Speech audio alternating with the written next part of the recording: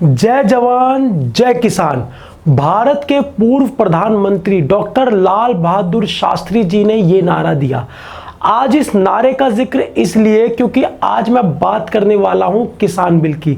आज की वीडियो में मैं आपको किसान बिल के बारे में बताना चाहूंगा। किसान बिल को अच्छे से जानने के लिए चलते हैं मेरे साथ वीडियो में।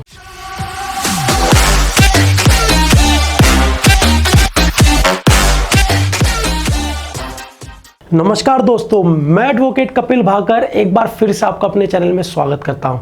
आज हम बात करेंगे किसान बिल के बारे में जो हाल ही में संसद में पेश किया गया। मैं आपको बताना चाहूंगा भारत में 60% से ज्यादा लोग जो है वो खेती के काम में लगे हुए हैं। इन 60% किसानों में से 86% किसान ऐसे हैं जो छोटी फसल वाले हैं, जिनकी जो खेती बाड़ी है वो बहुत छोटी है।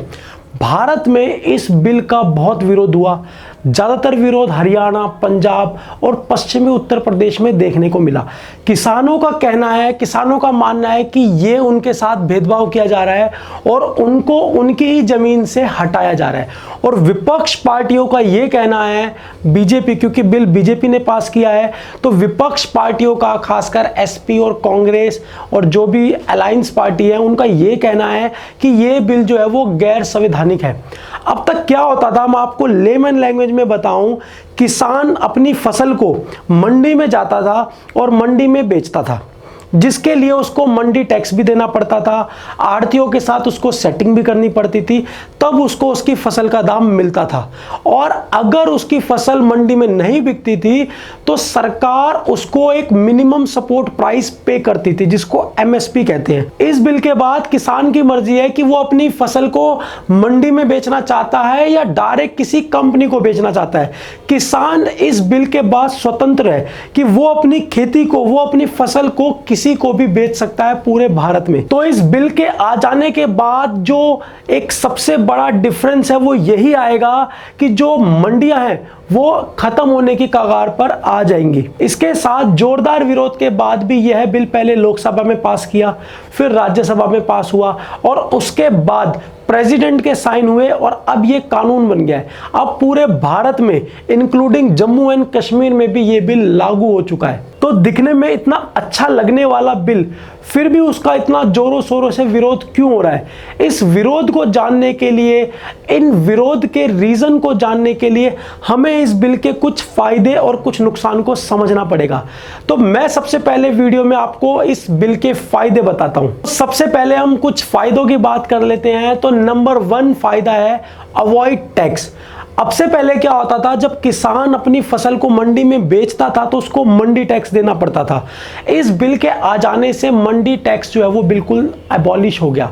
अब किसान अपनी फसल को डायरेक्ट बेच सकता है, उसको मंडी टैक्स नहीं देना पड़ेगा। नेक्स्ट नंबर 2, इस बिल का यह फायदा होगा कि इस बिल के आ जाने से एफडीआई को बढ़ावा मिलेगा एग्रीकल्चर में भी। अब तक क्या था, एग्रीकल्चर में एफडीआई का कोई रोल नहीं था, बट इस बिल के आ जाने से हम बाहर की जो कंपनी है, जो फॉरेन डायरेक्ट इन्वेस्टमेंट है, हम उन कंपनियों को इनवाइट करेंगे अपनी कंट्री में कि वो हमारे किसानों की फसल के उनको अच्छे दाम दे, जिससे किसानों को बेनिफिट होगा। थर्ड जो मैं आपको बेनिफिट बताना चाहता हूं वो ये है, इस बिल के आ जाने के बाद किसान अपनी फसल को पूरे भारत में कहीं भी बेच सकता है। उसको कोई भी प्रॉब्लम नहीं होगी अपनी फसल को एक जगह से दूसरी जगह बेचने में। फोर्थ जो इस बिल के आ जाने के बाद बेनिफिट होगा, जो एसेंशियल कमोडिटीज थी उनमें से आपका आलू, प्याज और कुछ दालों को एसेंशियल कमोडिटीज में से हटा दिया गया है। ऐसा इसलिए किया गया है ताकि उनकी होल्डिंग, उनकी कालाबाजारी ना की जा सके। तो ये मैंने आपको कुछ फायदे बताए। अगर फायदा है तो नुकसान भी होगा, क्योंकि सिक्के के भी 2 पहलू होते हैं।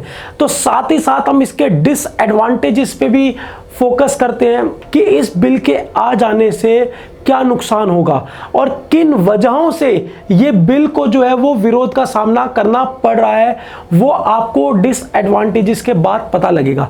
सबसे पहला इसका जो डिसएडवांटेजेस है वो है एबॉलिश मंडी। उत्तर भारत में लगभग 42,000 छोटी बड़ी मंडियां हैं। इस बिल के आ जाने से वो मंडियां जो है वो पूरी तरीके से एबॉलिश हो जाएंगे। नेक्स्ट जो इसका विरोध का कारण है वो कारण है आड़ती। आड़ती जो होते थे वो मीडिएशन का काम करते थे मंडी में, किसानों से उनकी फसल लेते थे और मंडी में वो उसको बेचते थे, और ये जो उनका बिजनेस था ये पुरखों से चलता आ रहा था। ये उनका जो बिजनेस है इस बिल के आ जाने से वो खत्म हो जाएगा।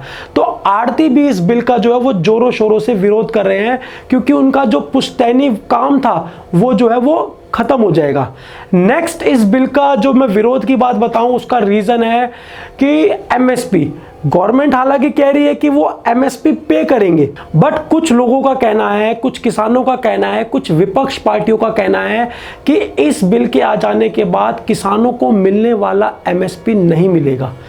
एमएसपी का मतलब होता है मिनिमम सपोर्ट प्राइस। अगर आपकी फसल को कोई नहीं खरीद रहा तो भी सरकार आपकी फसल को एक मिनिमम सपोर्ट प्राइस देकर आपसे खरीदेगी।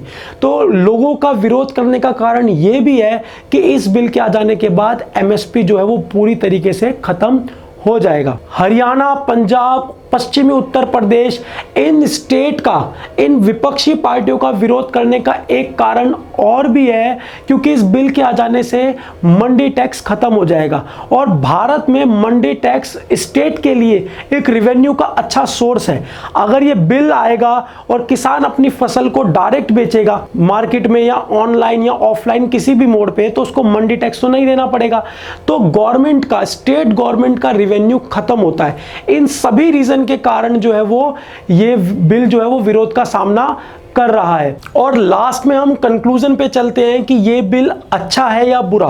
तो मेरा पॉइंट ऑफ व्यू है, पर्सनली पॉइंट ऑफ व्यू है, मैं किसी पार्टी या विपक्ष या पक्ष की बात नहीं करता, तो मेरा पर्सनल पॉइंट ऑफ व्यू है कि ये बिल अभी इंट्रोड्यूस नहीं करना चाहिए था और इस बिल को लाना कोई समझदारी नहीं होगी, क्योंकि ये बिल, इसके लिए मैं कुछ आपको रीज़न बता सकता हूं। नंबर 1 रीज़न ये है क्योंकि ये बिल जिन कंट्री से लिया गया है, यूएस से, यूके जैसे डेवलप कंट्री से लिया गया है, वहां पे भी ये जो बिल है, वहां पे भी जो एक कानून है वो फ्लॉप हो गया था। तो आप इंडिया में इसकी सक्सेस की क्या गारंटी ले सकते हो। नेक्स्ट मेरा इस बिल को लेके जो टेंशन वाली बात है कि कल को इन फ्यूचर जो प्राइवेट कंपनी हैं, जो एफडीआई फॉरेन कंपनीज हैं, जो एमएनसीज इंडिया में आएंगी फार्मिंग सेक्टर में, वो अपनी कार्टेल ना बना ले, वो मोनोपोली ना चालू कर दे, ताकि किसानों का बहुत ज़्यादा से ज़्यादा शोषण करें। क्योंकि अब तक क्या होता था, जो मंडी होती थी, मंडी के रेगुलेशन के लिए एपीएमसी कमेटी होती है, वो उसका रेगुलेशन करती है। जब एपीएमसी कमेटी खत्म हो जाएगी, मंडी खत्म हो जाएगी, तो इस जो ट्रांजैक्शन का, जो किसानों के और कंपनीज के बीच ट्रांजैक्शंस होंगी, इनका मॉनिटरिंग करने के लिए कोई सरकारी संगठन या कोई सरकारी कमेटी नहीं होगी, जिससे अगर किसानों का शोषण होगा तो उसकी जिम्मेदारी कौन लेगा। और नेक्स्ट पॉइंट है एमएसपी का खत्म हो जाना, क्योंकि किसानों को एमएसपी तभी मिलता है जब वो अपनी फसल को मंडी में बेचते हैं, और उनकी फसल मंडी में नहीं बिकती तो सरकार उनको एमएसपी पे करती है। अगर मंडी ही नहीं रहेगी तो किसानों को एमएसपी कहां से मिलेगा। तो ये भी एक चिंता है इस बिल को लेकर। हालांकि मोदी जी ने खुद कहा है कि एमएसपी को खत्म नहीं कर रही है बीजेपी, और एमएसपी फ्यूचर में भी रहेगा, बट उसको लेके कोई गाइडलाइंस या कोई वे अभी तक नहीं बताया गया है।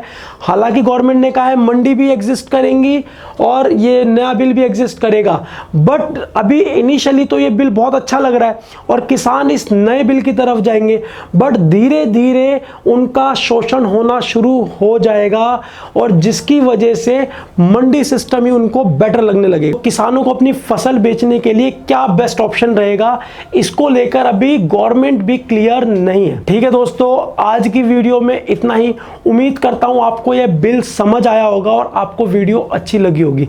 अगर आपको वीडियो अच्छी लगी है तो आप मेरी वीडियो को लाइक कर दो, शेयर कर दो और मेरे चैनल को ज़्यादा से ज़्यादा सब्सक्राइब कर दो। जल्द मिलेंगे किसी नए डायलॉग के साथ, किसी नए गाने के साथ, किसी नए कंटेंट के साथ। धन्यवाद।